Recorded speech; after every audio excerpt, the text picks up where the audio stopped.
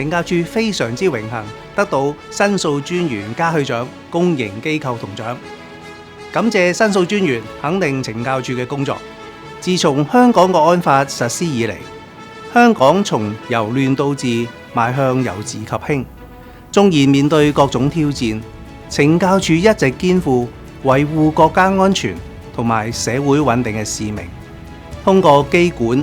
更生同埋社區防罪教育工作，履行保障公眾安全同埋防止罪案嘅任務。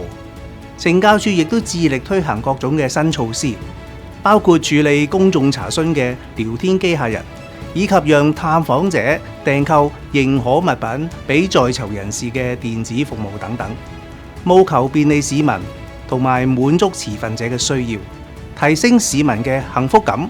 以及促進社會和諧。作為專業嘅執法部隊，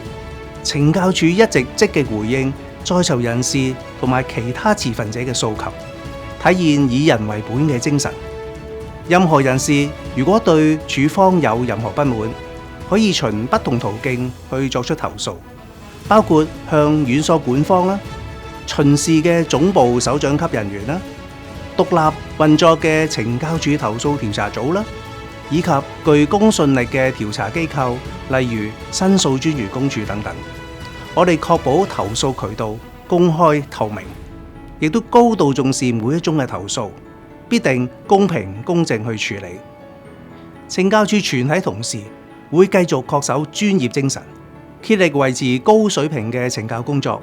繼續為締造美好香港作出積極貢獻。